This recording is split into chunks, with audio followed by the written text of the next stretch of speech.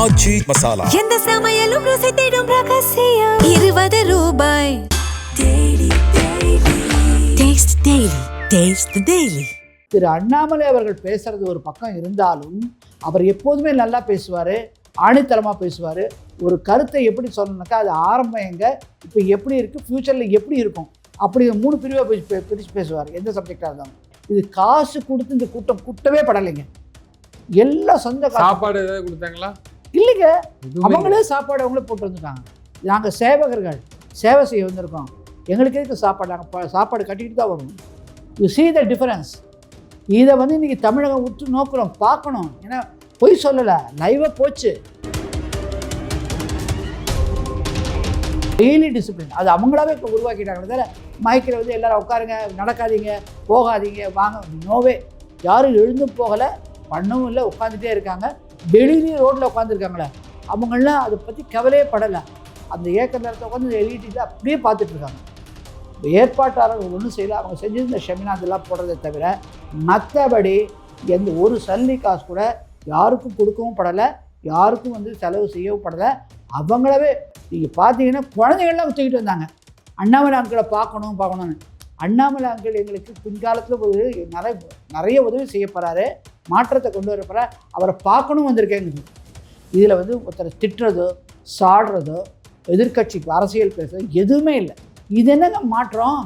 தந்தை தவறு பண்ணி இறந்துட்டாரு, நம்ம கஷ்டப்பட்டிருக்கோம், இந்த கஷ்டம் மற்றவங்களுக்கு வரக்கூடாது, இது சொல்லிட்டு போல அந்த பையன் காத்துட்ருக்கான். மதம் என்பது எனக்கு இருக்குது, இல்லை நான் சொல்லலை. ஆனால் அந்த மதங்கிறது என் வீட்டோட, அவ்வளோதான். இது நான் வெளியில் வந்தோன்னே எனக்கு எம்மதமும் சம்மதம், எல்லோரும் ஒருங்கிணைந்திருப்போம். ஏன்னா அதுதான் வாழ்க்கை, இந்து மதத்துடைய வாழ்வியல் முறைங்கிறது, சமநீதி. அப்படி இருக்கும்போது அதுதான் அந்த அர்த்தம். இதை இந்துக்கு எதிராக பேசிட்டாங்க, அந்த அமெரிக்காவில் போகிற அந்த அமைப்பில் போய் பேசுகிறாரு அப்படின்னு சொன்னாங்க. அடுத்தது இன்னும் விட்டு அவங்க கேளுங்க.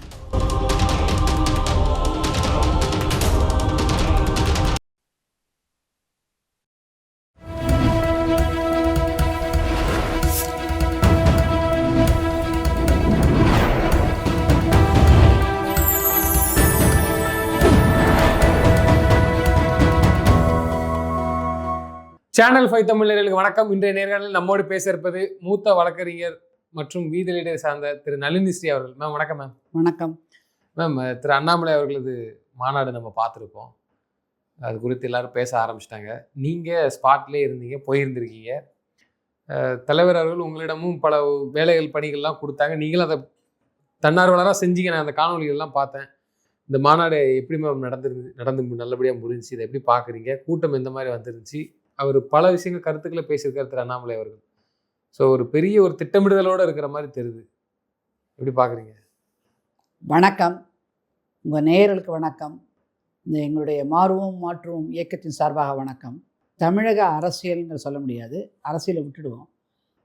இந்த சமுதாயத்தை மாற்றத்தை கொண்டு வரணும்னாக்க ஒரு அமைப்பு ஏற்படுத்தினா எப்படி நடந்துக்கணும், எப்படி இருக்கும், அதில் பங்கேற்கிற, அதில் இணைந்த அந்த என்ஜிஓஸ், சமூக சேவர்கள் எப்படி இருக்காங்கங்கிறது கிளாசிக் எக்ஸாம்பிள். எவ்வளவு கட்டுப்பாடோட இப்போ லயன்ஸ் கிளப் இருக்குது, காஸ்மோபாலிட்டன் கிளப்லாம் இருக்குது, லயன்ஸ்லாம் இருக்குது. அப்படி இருந்தாலும் இந்த புதுசாக ஒரு ஜஸ்ட்டு இன்றைக்கி ஜூன் 5 ஆரம்பித்தாங்க. இன்றைக்கெலாம் இருந்தால் ஒரு 30, 37 நாள், 13ஆம் தேதி 14, 37, 30, 40 நாளைக்குள்ளே ஒரு குழந்தை. அந்த குழந்தை தவழ்ந்து இன்றைக்கி எந்த மாதிரி வேலை பண்ணுறாங்கங்கிறதுக்கு ஒரு அச்சாரம். அதாவது இந்த தமிழகத்திலே கூட அரசியல் இல்லாமல் மாற்றத்தை கொண்டு வர முடியும், மக்கள் இதை தேடுறாங்க.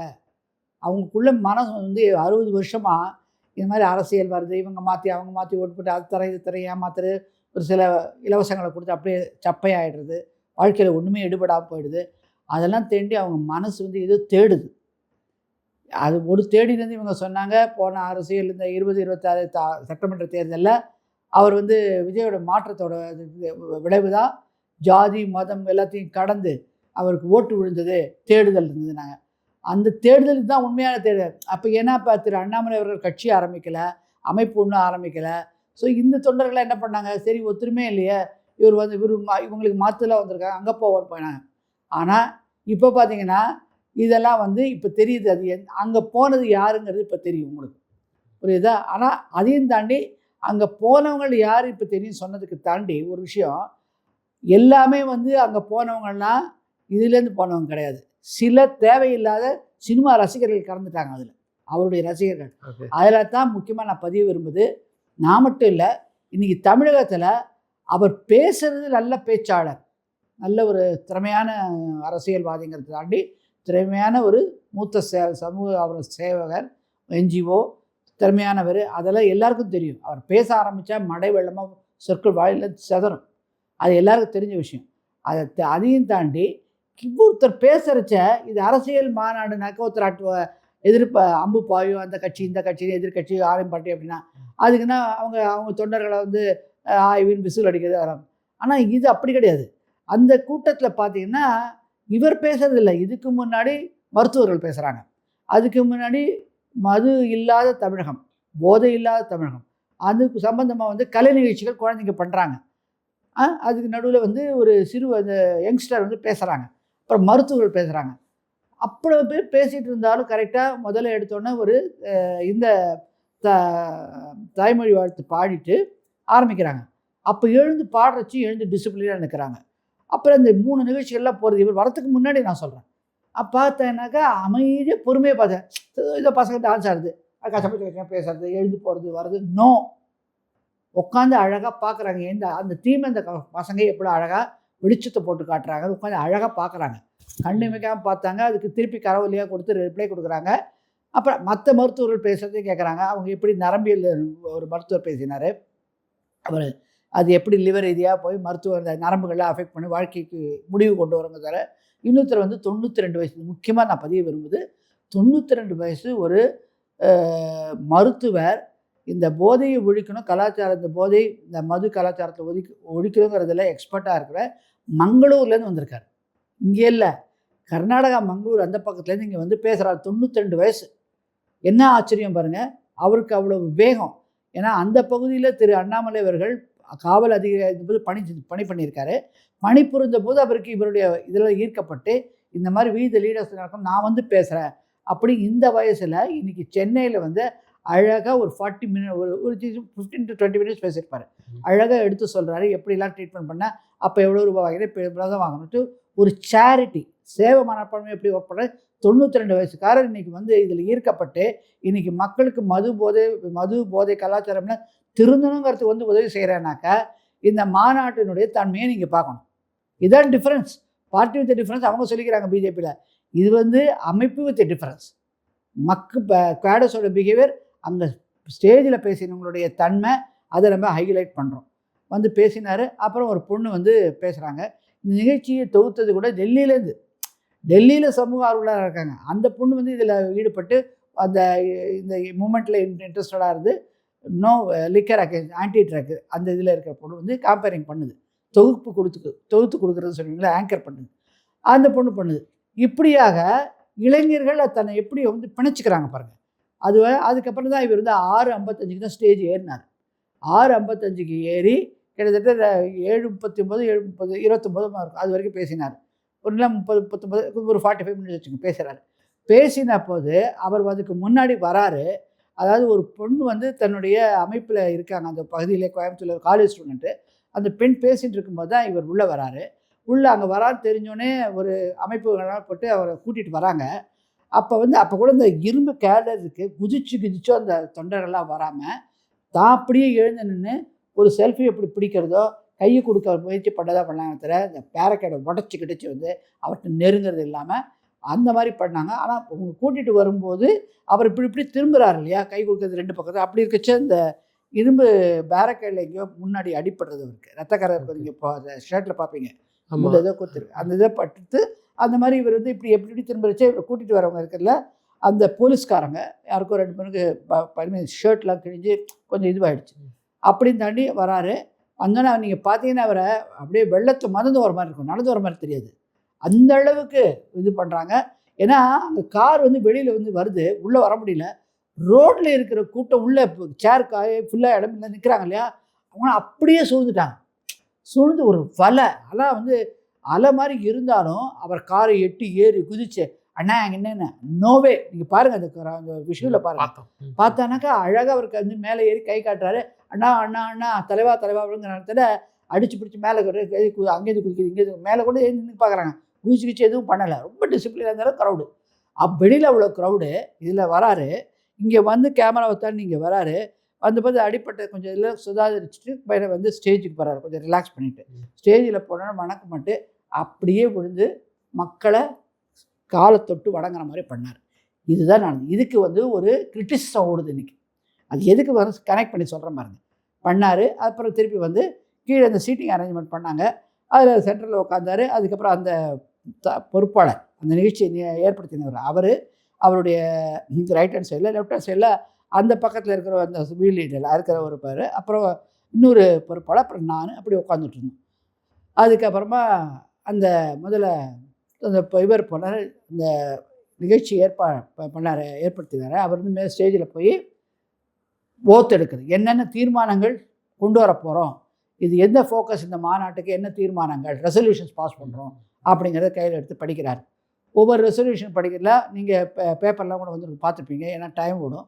ஃபஸ்ட்டு வந்து எவ்ரி மந்த் வந்து எவ்ரி இயர் இந்த மந்த்து வந்து ஆன்டி ட்ரக் மந்த்தாக இருக்கும். சேம் ஆக்டிவிட்டி உள்ள இந்த ஒயிட் பேண்டு என்கிட்ட இருக்குது. அதை போட்டுக்கிட்டு நம்ம அன்றைக்கி ஜூலை 1 அன்றைக்கி போடுவோம். அதுக்கப்புறம் இந்த நிகழ்ச்சிகள்லாம் நடக்கும். அப்படி இந்த மாதத்தோட இந்த வருஷத்தோட இந்த மாதத்தோட கிடையாது, ஒவ்வொரு வருடமும் அந்த மாதம் அது நடத்தப்படும் அப்படின்னு. அடுத்த மாதம் வந்து என்வாயர்மெண்டல், சுற்றுச்சூழல் எப்படி பாதுகாப்பாக இருந்தால் இந்த வார்மிங், குளோபல் வார்மிங்கை தடுக்கிறது, நீர்நிலைகளை காப்பாற்றுறது, அதை பற்றி நடக்கும். ரைட்டா? அதுக்கு அடுத்த வாரம் இப்படி ஒன்று மகளிருக்கு சேஃப்டி அண்ட் குழந்தைங்களுக்கு சேஃப்டி அப்படி. ஸோ இதுவே வந்து அடுத்த வாரம் ரிப்பீட் ஆகும். இதோடு முடியறதில்லை. இப்படி இருக்கிறச்ச எப்படி பண்ணுறதுங்கிறத பற்றி சொன்னாங்க. அப்போ தான் அந்த இதுதான் ரெசல்யூஷன் படிக்கிறாங்க. ரெசல்யூஷன் படிக்கிறச்ச ஃபஸ்ட்டு இந்த வீக் வந்து நம்ம ஃபஸ்ட்டு வாரம் வந்து இந்த ஓத்து எடுத்து இந்த பேண்டை போட்டு பண்ணுறதுங்க, ஒயிட் பேண்ட் அணிகிறது. அடுத்த வாரம் வந்து என்ன பண்ணுறவங்க உங்களுக்கு தெரியும், வந்து பிரச்சாரங்கள் நோட்டீஸ் கொடுக்கறது, மக்களை சந்திக்கிறது, வீடு வீடாக போகிறது, அதெல்லாம் நடந்துகிட்ருப்பேன். அடுத்த ரெசல்யூஷன் என்ன பண்ணாங்க, 717 கடைகள் மூடிட்டதா தமிழக அரசு சொல்லுது, டிவிக்கு அரசு. ஆனால் இன்றைக்கி ப்ராக்டிக்கலி பார்த்தா பள்ளிகள், ஆலயங்கள் இருக்கிற இடங்கள்லாம், மத வழிபாடு இருக்கிற இடத்துலலாம் அந்த குறுகிய 400 மீட்டருக்குள்ளே இதெல்லாம் வந்து இருக்கிற பல கடைகள் சென்னையிலேயே தலைநகரத்திலே மூடப்படலைங்கிறதுக்கான வீடியோ காட்சி போட்டிருந்தார். அது குறித்து அதில் பேசியிருந்தாங்க. அதனால் அது வலியுறுத்தி ரெசல்யூஷன் அது பண்ணப்படணும். அதுக்கு அடுத்தது பார்த்தீங்கன்னாக்க இந்த எம்எஃப்எல் இருக்கு இல்லையா, எலைட் பாரில் வந்து ரெகுலேஷன்ஸ் அங்கே சரியாக இருக்காது, ரெகுலேட் பண்ணணும். டாஸ்மாக தான் எலைட்டை ரெகுலேட் பண்ணணும், ஃபர்தர் லைசன்ஸ் கொடுக்கக்கூடாது. 3. 4வது திமுக, 3வது இது 4. 3வது வந்து திமுக அரசில் வந்து அவங்க ஒரு இது பண்ணாங்க, என்னன்னாக்க போதை கலாச்சாரத்தை ஒழிக்கிறதுக்கோசரம் பிரச்சாரகர்கள், அதாவது ப்ராபகேட்டர், அவங்கள வந்து நியமனம் செஞ்சு அதை எடுத்துகிட்டு போய் ஒவ்வொரு village wise, district wise, block wise, panchayat wise பண்ணாங்க. அது அப்படியே கடப்பில் கலந்துச்சு. அதை வந்து நம்ம ரிவைவ் பண்ணணும்னு சொல்லி மாநில அரசு வந்து வற்புறுத்தணும். நம்மளும் அந்த மாதிரி ஒரு செட்டப் பண்ணி டீச் பண்ணணும் அப்படிங்கிறது ஒன்று கொண்டு வந்தாங்க. அடுத்தது வந்து பார்த்திங்கனாக்கா, சரி இது முடிஞ்சது, அடுத்தது என்னறாங்க, அடிக்ட் ஆகிடுறாங்க. அடிக்ட் ஆனால் அப்போ என்ன பண்ணாங்க, இது அதுலேருந்து டீஅடிக்ஷன் பண்ணணும். டீஅடிக்ஷன் பண்ணிவிட்டு அவங்களுக்கு ரெஃபர்மேஷன் பண்ணி அவங்களுக்கு ஒரு ஜாப் கையில் ஒரு கான்ஃபிடென்ஸை கொடுக்கணும். அதுக்கு என்ன பண்ணணுன்னாக்கா ரிஃபர்மேஷன் சென்டர், அடிக்ஷன் சென்டர். அது எப்படின்னாக்கா ஃபுல்லாக இந்த மட்டும் நகரம், மாவட்டம், பஞ்சாயத்து லெவல் இதிலெல்லாம் அமைக்கணும். அப்போ அவங்கள்ட்ட கவுன்சிலிங் பண்ணுற மாதிரி மக்கள் பேசணும். அது கொண்டு போகணும். அடுத்தது கல்லூரிகள்லாம், நான் இப்போ ப்ராபகேட்டர் சொன்னேன் இல்லையா, கல்லூரிகளெல்லாம் போய் பேசணும், குழந்தைகள்கிட்ட பள்ளிகள்கிட்ட பேசணும். அதுக்கு ஒரு டீம் ஃபார்ம் பண்ணுறது அப்படின்னு சொல்லிட்டு இந்த 5 ரெசல்யூஷனும் போட்டாங்க. அதை ஆமோதிச்சு செகண்டரி பண்ணுறது, ப்ரப்போஸ் பண்ணுறது, செகண்ட் பண்ணுறது இதெல்லாம் முடிஞ்சது. அதில் நான் வந்து இந்த எம்எஃப்எல் எலைட்டு அதை பற்றி வந்து நான் பண்ணேன். அந்த மாதிரி எல்லாம் முடிச்சதுக்கப்புறமா ஓத்து எடுக்க சொன்னோம். அதில் ஒரு இந்த யங்ஸ்டர்ஸ் ஒரு 14 பேர் மேலே இருந்தாங்க. அவங்க ஓத்து எடுக்கிறது படித்தாங்க. நம்ம எல்லாருமே சேர்ந்து ஓத்து எடுத்தது, அந்த நிகழ்வு முடிஞ்சது. அதுக்கப்புறமா அந்த 14 பொறுப்பாளர்கள் அந்த காலேஜஸ்லாம் போய் அவங்கள்ட்ட எடுத்து சொல்லி, போதைங்கிறது அந்த மதுங்கிறதும் எந்த அளவுக்கு அவங்க வாழ்க்கையை அழிச்சிடும் அப்படி ஒரு பேம்ப்ளெட் போட்டிருக்கோம். அதை எடுத்துகிட்டு போய் விளக்க வரை சொல்லி அந்தந்த மேனேஜ்மெண்ட்டில் பர்மிஷன் வாங்கி, ஸ்கூல்னாக்க அந்தந்த டிஸ்ட்ரிக்ட் கலெக்டர்கிட்ட பர்மிஷன் வாங்கி, அந்த கவர்மெண்ட் ரன் ஸ்கூல்ஸ் எல்லாம் போயிட்டு இது மாதிரி எடுத்து சொல்கிறது, டைரெக்டாக 1-to-1 பண்ணுற மாதிரி ஒரு இது ப்ரோக்ராம். அதுக்கு அவங்கள நியமித்தாங்க. அப்புறமா இவர் பேச போனார். மேலே போய் பேசினாராம். பேச ஆரம்பித்தோன்னே எப்போவுமே பில்ட் ஆஃப் சைலன்ஸ் தான். இப்போ கேட்கவே வேணாம், அப்படியே வெறும் அவருடைய குரல் அந்த எக்கோ, அந்த மைக்கில் போகுது சத்தம், வேறு எந்த சத்தம் இல்லை. நடுவில் சத்தம் என்னாக்கா அவர் சொல்கிறார் இல்லையா, இதெல்லாம் இது நடக்கணும் அது, அப்போ தான் அவங்க வந்து குரல் கொடுக்குறாங்க. அது எழுந்து குதிக்கிறதோ அங்கே போகிறது இங்கே துண்டது பண்ணுறது நோவே. Highly discipline. அது அவங்களாவே இப்போ உருவாக்கிட்டாங்களே தவிர மைக்கில் வந்து எல்லோரும் உட்காருங்க, நடக்காதீங்க, போகாதீங்க, வாங்க, நோவே. யாரும் எழுந்தும் போகலை, பண்ணவும் இல்லை, உட்காந்துட்டே இருக்காங்க. வெளியிலேயும் ரோட்டில் உட்காந்துருக்காங்களே அவங்களாம் அதை பற்றி கவலையே படலை. அந்த ஏக்கர் நேரத்தை உட்காந்து எல்இடியில் அப்படியே பார்த்துட்ருக்காங்க. வெளியிலேயும் அப்படியே ஃபுல் கண்ட்ரோலுங்க, செல்ஃப் கண்ட்ரோல், கண்ட்ரோலில் செல்ஃப் கண்ட்ரோல். அவங்களுக்கு அவங்களே ஒரு டிசிப்ளினாக இருந்து பிஹேவ் பண்ணுறாங்க. இதுதான் வந்து இன்றைக்கி திரு அண்ணாமலை அவர்கள் பேசுகிறது ஒரு பக்கம் இருந்தாலும், அவர் எப்போதுமே நல்லா பேசுவார், ஆணித்தரமாக பேசுவார். ஒரு கருத்தை எப்படி சொல்லணுனாக்கா அது ஆரம்பம் எங்கே, இப்போ எப்படி இருக்குது, ஃப்யூச்சரில் எப்படி இருக்கும், அப்படி 3 பிரிவாக பிரித்து பேசுவார் எந்த சப்ஜெக்டாக இருந்தாலும். அது பேசுகிறாரு. அதை தாண்டி அங்கே இருக்கிற கூட்டம், நான் சொல்கிறது கிட்டத்தட்ட 25 ஏக்கரில் எடுத்திருக்காங்க. 15 ஏக்கர் இங்கே ஈவெண்ட்டு, அங்கே கார் பார்க் ஒரு 5 ஏக்கர் 10 இருக்கணும், இந்த பக்கம் ஒரு 5 ஏக்கர் 10 பிட் சுற்றி வர 3 பார்ட்ஸாக இருந்தது. அந்த இடத்துல எல்லா இடத்துலையுமே இருக்க கார் பார்க்கிங்கில் டிசிப்ளினாக நிறுத்திருந்தாங்க. இப்படி இடக்கூடம் அப்படிலாம் இல்லாமல் எல்லாம் அவங்கவுங்க சொந்த. இது காசு கொடுத்து இந்த கூட்டம் கூட்டவே படலைங்க. எல்லாம் சொந்த. சாப்பாடு ஏதாவது கொடுத்தாங்களா? இல்லைங்க, அவங்களே சாப்பாடு அவங்களே போட்டு வந்துட்டாங்க. நாங்கள் சேவகர்கள், சேவை செய்ய வந்திருக்கோம், எங்களுக்கு எதுக்கு சாப்பாடு, நாங்கள் சாப்பாடு கட்டிக்கிட்டு தான் வருவோம். You see the difference. இதை வந்து இன்றைக்கி தமிழகம் உற்று நோக்கிறோம், பார்க்கணும். ஏன்னா பொய் சொல்லலை, லைவாக போச்சு. அங்கே சாப்பாடு கொடுக்குற மாதிரியோ எல்லாருக்கும் இதை தூக்கி போட்ட மாதிரியோ ஒன்றுமே இல்லை. தண்ணி பாட்டில் கொடுத்தாங்க, ஏன்னா தண்ணி கொடுத்தா அவன் வெயிலாக இருக்கும். ஆனால் அந்த பக்கத்தில் சாப்பாடு இது ஒன்றுமே இல்லைங்க. அவங்களே போய் சாப்பாடு கையில் கொண்டு வந்துருக்காங்க.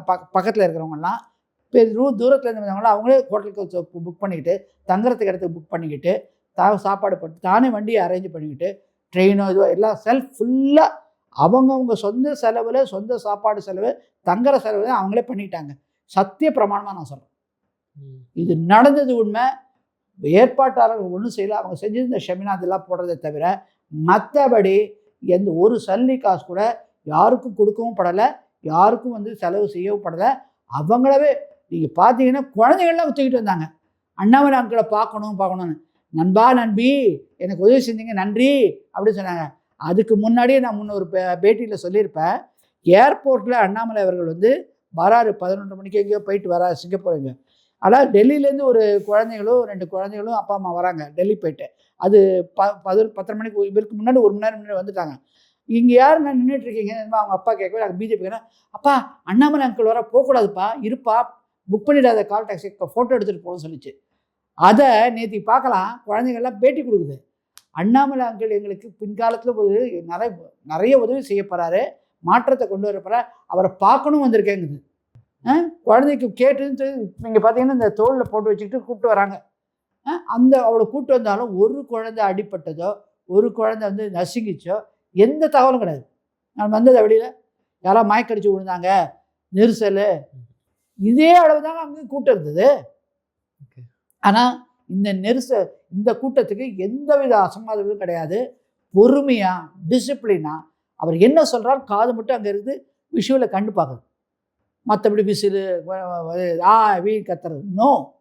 அந்த மாதிரி இது நான் சொல்கிறத நேராக நான் பார்த்ததை நான் பதிவு பண்ணுறேன், எக்ஸாஜரேஷன் கிடையாது. ஏன்னா லைவாகவே நிறைய இதில் போயிருக்கு, இது நடந்தது. அப்போ பேசுகிறத சொல்கிறாரு. அவர் முதல்ல வந்து போதை இல்லாத தமிழகத்தை எப்படி உண்டாக்குவது, ஆன்டி ட்ரக் ஆன்டி லிக்கர், இந்த ட்ரை ஏரியாவை எப்படி தமிழ்நாட்டை உருவாக்குது அப்படிங்கிறது தான் இது என்னங்கிற சப்ஜெக்டே. அதுக்கு தான் ஆரம்பித்து இந்த இயக்கம் எப்படி ஆரம்பித்தது, அந்த இயக்கத்தோட நோக்கம் என்ன, அதெல்லாம் நிறைய பேசிட்டு வந்திருப்பாங்க. இது ரன் ஆகுது எப்படி, அதனுடைய ஃபஸ்ட்டு மாநாடு இது அப்படின்னு ஆரம்பிக்கிறோம். இது முழுக்க அரசியல் மாநாடு கிடையாது, ஒரு சமூகம் என்ஜிஓஸோடைய அமைப்புடைய மாநாடுங்கிறத சொல்கிறாரு. இதில் வந்து ஒருத்தரை திட்டுறதோ சாடுறதோ எதிர்கட்சி அரசியல் பேசுறது எதுவுமே இல்லை.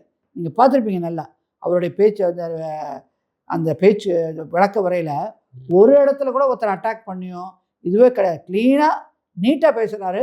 இது முதல்ல என்ன பேசுகிறாரு, அடுத்தது மக்கள் ஒரு அதில் வந்து ஒரு 14 பேர் வந்தாங்க லே ஓத்து எடுக்கிறதுக்கு. அதில் ஒரு குழந்தையோட தந்தை எப்படி இந்த குடிபோதையில் மாட்டிக்கிட்டு தவிக்கப்பட்டு இறக்குறாரு. அந்த செய்தி அந்த பையனுக்கு வருது. அப்படியே அவன் வந்து தன்னுடைய ஓத்தை எடுத்து மக்கள்கிட்ட சொல்லிட்டு தான் போகணும். நம்ம வெயிட் பண்ணுறான். அந்த பையன் பேர் ஏதோ சொல்கிறாரு. சொல்லி அந்த பையன் இங்கேருந்து பார்க்குறது, என்ன ஓத்து எடுக்குது கன்னட தண்ணி மேலே ஏறி போயிட்டேன். என்ன கேட்டால், இப்போ தான் எனக்கு 10 நிமிஷம் முன்னாடி வந்திருக்குது நியூஸ், எங்கள் அப்பா தவறிட்டார்ல. ஆனாலும் நான் மக்கள்கிட்ட ஓத்து எடுத்துகிட்டு தான் நான் போயின்னு இருந்தேன் அங்கிள் சொல்லி சொன்ன பிறகு இவர் தான் கட்டிப்பிடிச்சி அழுகிறாரு அந்த பையனை. கமான எப்படி போகிறேன், நோனோ இதை முடிச்சுட்டு தான் போவேன்னு சொன்னான். இது என்னங்க மாற்றம்? தந்தை தவறு பண்ணி இறந்துட்டாரு, நம்ம கஷ்டப்பட்டிருக்கோம், இந்த கஷ்டம் மற்றவங்களுக்கு வரக்கூடாது, இது சொல்லிட்டு போட அந்த பையன் காத்துட்ருக்கான் மேலே. அந்த பையனுக்கு இது 20 வயசு 21 வயசுக்குள்ளே தான் இருக்கணும். இந்த மாதிரி எந்த நிகழ்வுகளாவது ஒரு அமைப்பில் நடந்திருக்கா? அரசியலை விடுங்க, ஏதாவது அமைப்பில் இது மாதிரி நடந்திருக்கு பார்த்தீங்களா கண்ணால்? இல்லை. அப்புறம் இன்னொரு பையன் தன்னுடைய ஃபாதர் எப்படி லிவர் சிரோசிஸில் மாட்டிக்கிட்டு லிவர் டிரான்ஸ்பிளான்ட்டுக்குன்னா, அப்போ அந்த பையன் பேசுகிறான், ஏதோ பேசுகிறாங்க பையன் இது பேசி வாத கதை. நோ, அந்த பையன் பேசுகிறத காது கொடுத்து எல்லாம் அமைதியாக கேட்குறாங்க.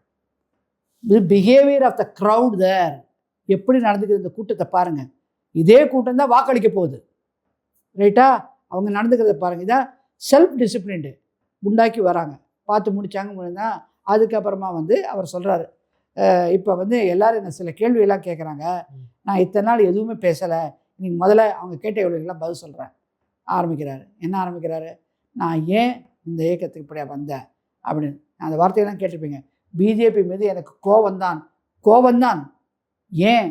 நான் வந்து மக்களை அணுகுவதற்கு வேறு விதமாக இருக்கும்பொழுது நம்ம காலகட்டத்தை வீணடிக்கிறோமோ அப்படிங்கிற உணர்வு இருக்கனால அந்த பிஜேபியில் கோபங்கிறதுக்கு சேர்ந்து சொல்கிறாரு. அடுத்தது, நான் என்னை பொறுத்த வரைக்கும் ஒரு மத சார்ந்த அரசியலில் வாழறது எனக்கு ஏற்புடையதல்லைங்கிறது அர்த்தத்தை சொல்கிறாரு.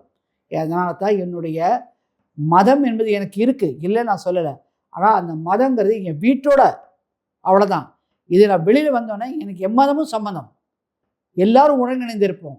ஏன்னா அதுதான் வந்து வாழ்க்கை, இந்து மதத்துடைய வாழ்வியல் முறைங்கிறது. சமநீதி, சமத்துவம், வளர்ச்சி, டெவலப்மெண்ட், பண்பாடு இத்தனையும் ஒருங்கிணைக்கிறது தான் ஒரு இந்துத்துவங்க சொல்லிக் கொடுக்குது. அதை தவிர மாற்று கருத்துங்கிறதெல்லாம் இங்கே கிடையாது, இணைஞ்சு தான் இருக்கணும். அப்படி இருக்கும்போது அதுதான் அந்த அர்த்தம். இதை வந்து இந்துக்கு எதிராக பேசிட்டாங்க, அந்த அமெரிக்காவில் போகிற அந்த அமைப்பில் போய் பேசுகிறாரு அப்படின்னு சொன்னாங்க. அடுத்தது இன்னும் முக்கியமான கேளுங்க, என்னது இவர் வந்து கோயில் இடத்தை ஆதரிக்கிறார் டிவிக்கு கொடுத்தது அப்படின்னு. சட்டம் இதை தான் சொல்லுது. சட்டம் இருக்கிறது நான் மாற்றி பேச முடியாது, அதை எடுத்து விளக்குறாரு. அப்புறம் தேசியவாதி தான், அடுத்தது தேசிய, அதை சொல்லிட்டு அதுக்கப்புறம் இவர் இல்லை, இவர் வந்து தேசியம் இல்லாமல் ஏதோ பேசிகிட்டு இருக்காருன்னு சொல்கிறாரு. அப்படி கிடையாது. நான் தேசியவாதிங்கிற சொல்கிறது, இந்தியன்னு சொல்கிறதுல இருமாப்பு கொள்கிறேன், தமிழன் சொல்கிறத பெருமை அடைகிறேன் இல்லை, அதை தாண்டி. அப்போ இந்தியாவில் தான் தமிழ்நாடு இருக்குது, ரெண்டும் கலந்து தான் நான் இருக்கேன். ஆனால் தமிழகத்தில் இருக்கும்போது தமிழ் முதலிடமாக கொண்டு போகிறது என்னுடைய வேலை, அதை நான் செய்கிறேன். அதில் வந்து நீங்கள் என்ன குற்றம் காணுறீங்க அப்படின்னு சொல்லி கேட்குறாரு. அதை குறிப்பிட்டு திரு எச் ராஜா பின் காலத்தை பேசின வரைய ஹைலைட் பண்ணுறாங்க. அதை சொல்லியிருப்பார், பார்த்துருப்பீங்க. அடுத்தது பார்த்திங்கன்னா, இந்த இந்த நலத்தை கொடுத்துட்டாங்க, தாவேக அரசை வந்து எதிர்த்து பேசுறது இல்லை. இப்போ எதிர்த்து பேச வேண்டிய அவசியம் என்ன? குழந்தை இன்எக்ஸ்பீரியன்ஸ்காரங்க ஃபஸ்ட் டைம் ஓட்டராக 1,40,1.46 கோடி வாக்குகளை வாங்கி வந்திருக்காங்க. அவங்களுக்கு ஒரு மரியாதை கொடுக்கணும், அந்த வாக்கு வாங்கின அந்த அரசுக்கு. அதனால் நம்ம வந்து சிஎம் சார் சொல்லுவோம்னாரு, விஜய் சொல்ல சிஎம் சார் சொல்லணும். சொல்லிவிட்டு அந்த வாக்கு கொடுத்துருக்காங்க, பேச வேண்டியது கடமை. அவங்களுக்கு கையை பிடிச்சிட்டு மேலே கூட்டிகிட்டு போவோம், சொல்லிக் கொடுப்போம். அந்த எம்எல்ஏக்கெலாம் எக்ஸ்பீரியன்ஸ் கிடையாது, நம்ம கொடுத்து சொல்லி கொடுத்து போவோம். ஆனால் அதை விட்டுட்டு இப்போ அவங்கள அட்டாக் பண்ணுற வேலை வேணால் வெறுப்பு அரசியலோ ஒருத்தரை தாக்குவதோ நம்மளுடைய இந்த இயக்கத்துடைய நோக்கம் கிடையாது. நல்ல வார்த்தைகளை கவனிங்க. தாக்குவதோ வெறுப்பு அரசியலோ, வெறுப்பு அரசியல் பேசோ, வெறுப்போ இதனுடைய நோக்கம் கிடையாது. நம்மளுடைய வேலை மாற்றத்தை, பண்பாடு, வளர்ச்சி, வேலைவாய்ப்பு உருவாக்குவது, சுற்றுச்சூழலை காப்பாற்றுவது, போதை இல்லாத வாழ்க்கை முறையை மாற்றுவது, இதுதான் நம்மளுடைய நோக்கம். இதை செஞ்சு முடிச்சுட்டு என்னடாது இது பேசிக்கிட்டு இருக்காங்க, அவ்வளோதானா, கட்சி ஆரம்பிக்க மாட்டாரா அப்படி ஏற்கிறவங்க எத்தனையோ பேர் இருக்கீங்க, எனக்கு தெரியுது. அங்கிற தோணில் வந்து 50 லட்சமாக மாறும்போது அரசியல் கட்சியாகும். இந்த 50ஆக மாறுறதுங்கிறது ஒரு வாரத்தில் கூட நடக்கலாம், இல்லை 2 மாதத்தில் கூட நடக்கலாம். Chances are there. When it happens we will announce the party. Launching of party. அடுத்தது அக்டோபர் 15 அப்துல் கலாம் அவர்களுடைய மேதகு முன்னாள் குடியரசுத் தலைவருடைய பிறந்த நாள் அன்னைக்கு பயிற்சி மையம் தொடங்கப்படும். ஸோ சொன்னதை செய்வாங்க, சொல்லாதையும் செய்வாங்கிற வார்த்தையை தாண்டி இதுதான் இப்படி தான் நடக்குங்கிறத தெளிவாக சொன்னார். இதில் ஹேட்ஸ் ஆஃப் யாருக்குன்னா அந்த பார்ட்டிசிபெண்ட்ஸ், அந்த தொண்டர்கள். அது ஏன்னா அவருடைய மேலே இருக்கிற பாசத்தாலையும் தலைவராக ஏற்றுக்கிட்டு இப்படி தான் நடக்கணும்னு சில பேர் பேட்டி கொடுக்குறாங்க வெளியில். என்னங்க நீங்கள் டிவிக்கெல்லாம் பாருங்கள், தலைவனா நடிகனாக நாங்கள் போடுவோன்னு. ஏன்னா அரசியல் மாற்றங்கிறது வேற, இப்படியே கொண்டு வர முடியாது. உருவாக்கி கொண்டு வந்த மாற்றங்கிறது 2031 பாருங்கள் எப்படி இருக்குங்கிறத உறுதியாக தொண்டர்களை பேசினாங்க. என் தலைவர் உட்காருவாங்க அந்த சேரில் அப்படி இப்படி அடித்து பேசுகிறாங்க அவங்க. என் தலைவர் சேரில் உட்காந்து பார்த்து இங்கே பாருங்கள் என்ன நடக்குதுன்னு. அந்த மாதிரி ஒரு உணர்ச்சி போங்க தாழ முடியாத அளவில் மக்கள் வந்து திளைச்சி போயிட்டாங்க. அவரும் ரொம்ப திருப்தி. இன்றைக்கி காலையில் வந்த ரிப்போர்ட்டு, இத்தனை பேரும் எந்த அசம்பாவிதமும் இல்லாமல் வீடு போய் சேர்ந்தாங்க, தகவல் வந்திருக்கு. எனக்கு மிச்ச மகிழ்ச்சி. போகிற வழியில் ஆக்சிடெண்ட்டு, வேறு ஏதோ நடந்தது, ஹார்ட் அட்டாக்கு, க்ரௌட்லேயே ஏதாவது பிரச்சனை, அதெல்லாம் ஒன்றும் இல்லாமல் தொண்டர்களுக்கு பத்திரமா போய் சேர்ந்த இறைவனுடைய அருள்னு சொல்லி ரொம்ப சந்தோஷப்படுறதா அவர் சொன்னதாக தகவல் வெளியில் வருது.